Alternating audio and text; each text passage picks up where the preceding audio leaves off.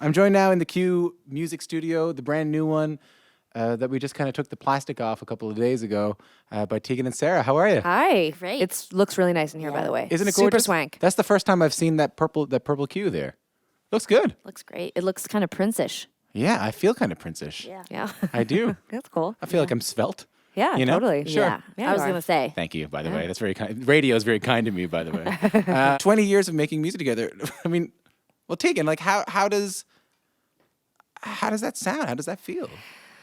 You know, most days I think it's something that we're really proud of. You know, sometimes when people say it out loud, it feels exhausting. Like because it feels like yesterday that we started, and then sometimes it feels like 20 years ago that we started. Yeah. But I think it's a point of pride for us. You know, I think a lot of bands. Are you laughing because you feel exhausted too? No, I was going to say that, like the hard days are when we have like an off day, and I'll think, oh my god, imagine we've been doing this for 20 years and we can still be so bad. Yeah. Like that's so Yeah, depressing. Yeah, like we you do make- practice so hard and you're still bad. Yeah. You know. I just fell down no, but again. Every time I look Fell. at you, you're falling over. I don't like it. Don't look Get at him a Sarah. soft chair. He I needs know. a soft chair I had a with couple wheels. before I Yeah. came in. I'm not gonna lie to you. Just Understandable. trying to warm up. Yep, no Yeah. problem. Couple shots.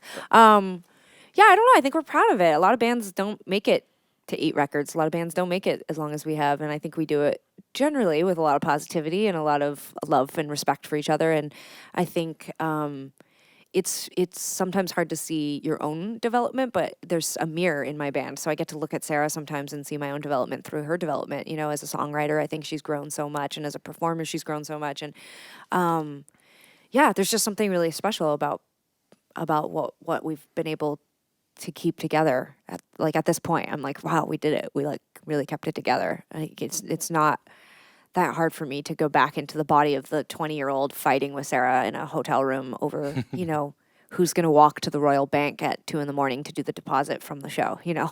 I want to talk about those kind of early days a little bit because Sarah, like your new songs and your last album and this album have been so different than your earlier work. And just downstairs in the kind of Q department, we were talking a little bit about people in our staff and myself included who loved your music for a very, very long time. And obviously, you know, your older music is maybe a little bit more like that, a little bit more stripped back without a lot of production behind it. But it's such a marked difference between early records and later records. What is it like to go back and still sing those old songs? And do you want to? Yeah, I guess, you know, if I can allow myself a compliment, which is hard sometimes, I do think that one of our strongest, even in the early days, one of our strongest skills was melodies. You know, I think that I go back and I can, even though I sometimes am uncomfortable or dislike the production on our earlier records or even the way that we sort of sing or, you know, just like little details that all sort of get carried away and obsessing over, I can still sort of somewhat like separate myself from it and go, well, good, but those are catchy songs. Like I can't believe we were writing, like right out of the gate, I think we really knew how to write a catchy song. And but it's interesting, you know, like with development or with production or even the language around our last couple of records, we chose to describe ourselves as making pop records and a departure from our earlier sound. Yeah. And then it's almost like that language or those sort of those phrases get into the media and then it becomes sort of a narrative that feels strong and you sort of go with that. But, you know, if I'm being honest, I always think our records are incredibly different from each other. And I even remember, like now it's really easy to say, oh, you know, This Business of Art, for example, that's a really stripped down record. But I remember when we made This Business of Art, for people who had heard our earlier music, they were like, wow, there's so much production now. It's so produced, you know, and people would, and I'd be like, is it? And it almost was sort of used as sort of to say like, well, it's not as cool or as, you know, organic as it used to be. And then we'd make the next record and people go, wow, there's a lot of keyboards. There's so much production on this record. It's really a departure from your earlier work. And so then we'd get to the next record and people would say, oh my God, I mean, it's so different. Right. Why did you decide to do these things so differently? And it's like, so I think in a weird way with our last couple records, we were just like, we're going to just say it. We'll be like, we'll say it first. Let us do it. And then we'll tell Yeah. you why it's different, and then it'll sort of feel less like, you know, we're being told something that doesn't feel totally right for us. And I think, you know, for me, it's like, I just don't want to be bored. I want to try something new every single time. Like if it made sense for us to make a metal record or a country record or an EDM record, like I don't feel afraid to try something different. I really don't. But maybe that's because of the songs. I think they're the thing that sort of connects each of these albums together. But it must be interesting when you're fans, you have such a diverse fan base, we'll say, because there are people who will be coming to your shows who know the new singles and maybe the singles from the last record and from this record.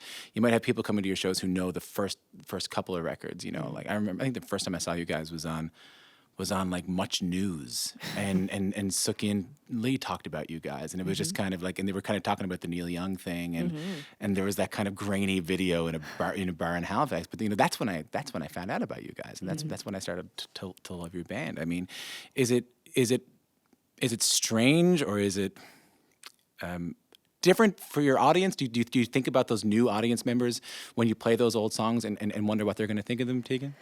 Yeah, you know, like for instance, we just spent quite a bit of time getting ready for this Love You to Death tour cycle, and one of the things we did was actually go through and pick all the fan favorites from the past records, and then we sort of reinvented them. We sort of tossed them all into new territory and updated their sounds so that the show had a more cohesive feel, and the reaction has been incredible.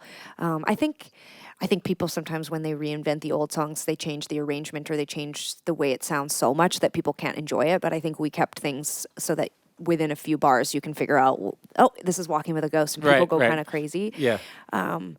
So I think whether you're a new fan or an old fan, you're still going to enjoy it. I think in the past we were trying, like for instance, when we were touring Heartthrob, we did play a lot of the old music, and it felt very jarring sometimes to play the old music. So like we would play them maybe closer to the way they were recorded. Yeah, first, and it felt like it felt a little jarring. Like it just felt like we were too many bands all stuffed in one, which is pretty common for people who've been around as long as we have. You know, like I always draw the comparison to Bruce Springsteen. You know, you can't, you know, when you go back and listen to, you know, Tunnel of Love or Born in the USA, and then you listen to Nebraska or jump ahead to Ghost of Tom Joad. I mean, these are incredibly unique and different sounding records, but that's because they were made over multiple decades.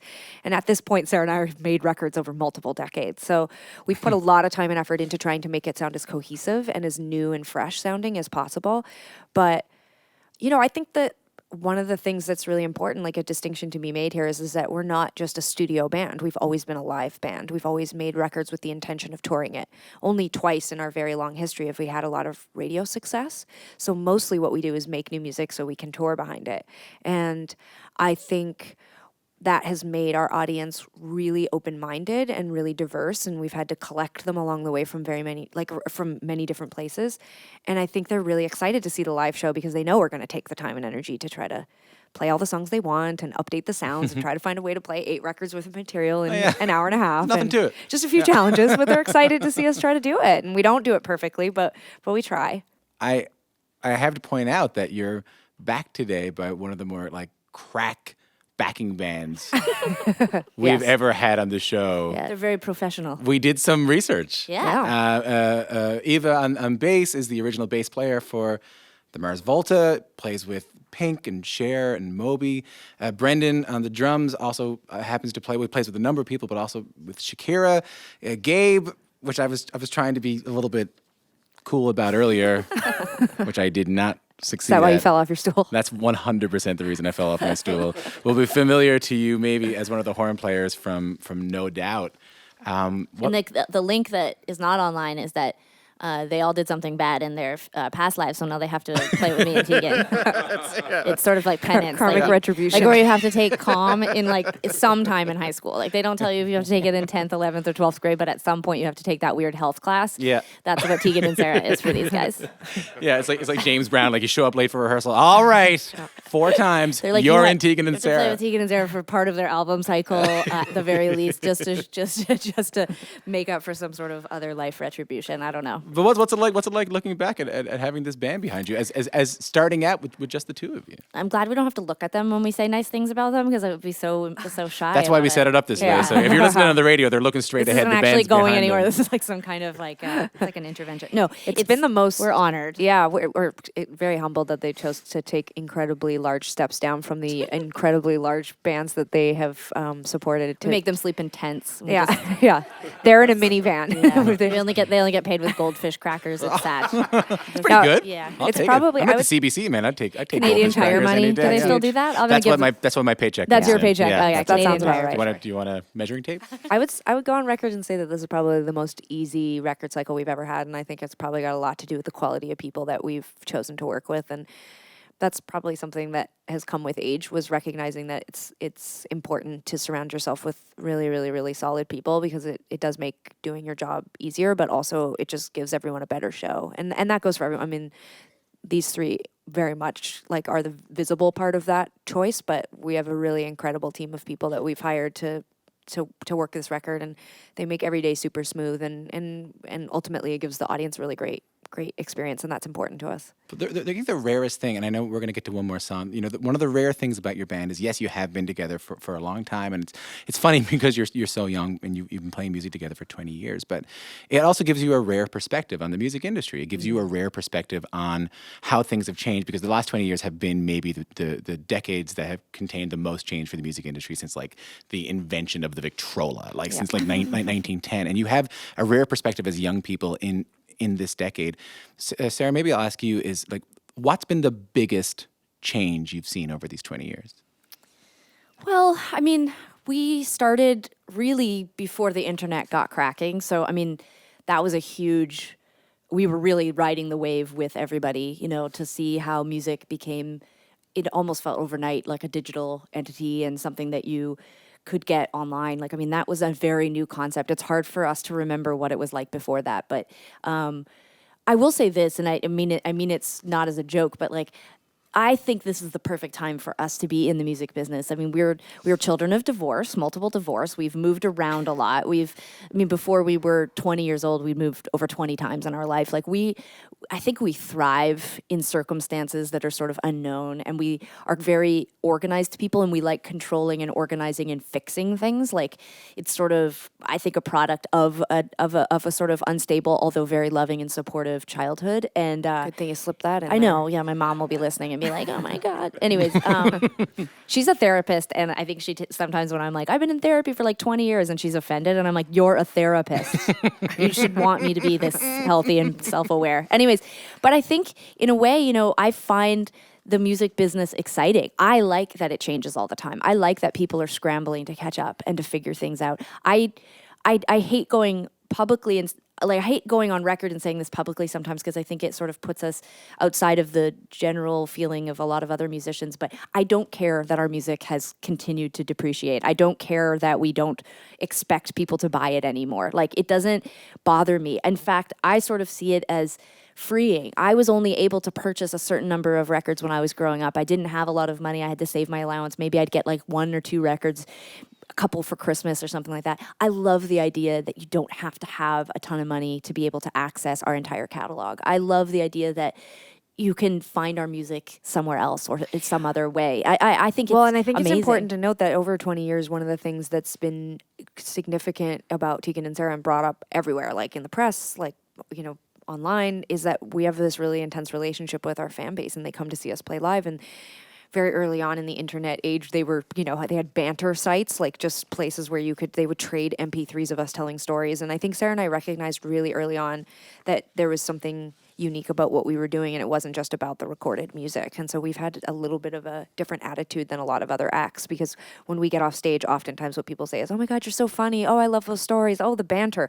The 4th or 5th thing is you looked great and your music sounded awesome. And so, we've adapted really quickly to, all the different changes year in and year out. And sometimes it's frustrating because we do take such pride in the recorded part of what we do, but I think it just keeps changing. It's like, it's that whack-a-mole. Like, that's what it feels like. Everyone keeps being like, we've got it figured out. Don't worry. All the labels got together. We got it figured out. Yeah, And then it's yeah. like whack-a-mole. Yeah.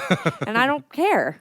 No, it almost feels like we're learning a lesson too. Like we've More karmic retribution. No, we've monetized More band members. We've monetized every part of our business, and there's something actually sort of beautiful about the idea that the music is a thing that everyone gets, whether they have money or not. And that's how I've learned to kind of deal with the changing industry. Is that, if people are listening, I don't care how they're listening to it. If they love it, we're gonna tour, and we're gonna give them lots of things, to like excite them if they want it. You know, like we're a band that cares about the populace. Like we just want to be connected to people. It's not, I don't have to become rich doing it, you know? So I don't know, like I like the changing industry. It's been exciting. Tell me a little bit about the last song we're going to hear. Okay, so this song is called 100 Times. 100 Times. And it's a song that actually we wrote sort of together, but oddly, like I had sort of worked on it with a guy, Jesse Shatkin. We were sort of just like songwriting for fun. Like we weren't necessarily even thinking that it was going to be a Tegan and Sara thing. And then Tegan came in and sort of helped. Nailed it. She brought all the good ideas. Sent of it to the course. moon. Oh, well, yeah. Yeah, no, Check out I that mean, pre-chorus. she came in. Check out that bridge. She came in and actually it was interesting because the song was quite dense. There was like, we had been talking about what band had you suggested we make a track that sort of sounded like them. Oh, dang, I can't remember. But Dang. it was like, well, I don't want to swear it's the CBC. Right. And so anyways, it was like. No, it's the new CBC. It's the new CBC. Get it all Oh, out. yeah. Damn it. No. So Tegan Yeah. came in and made this kind of suggestion, and then we ended up stripping the song back just to a piano ballad, and it really sort of revealed itself.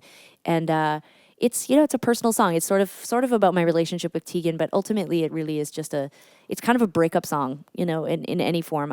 Some nights I think about girls I've broken up with. Sometimes I think about people who broke up with me. Sometimes I think about all of the stuff that Tegan and I have gone through in Climate our change. 20. Yeah, sometimes it's about saving the whales. It just really depends what's going on in my life when I sing it. Extreme couponing.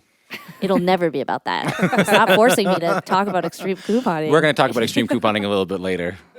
The show, by the way, brought to you by Extreme Couponing. Oh my God! You need to get shares in that TV show. I'm just trying to get a new gig.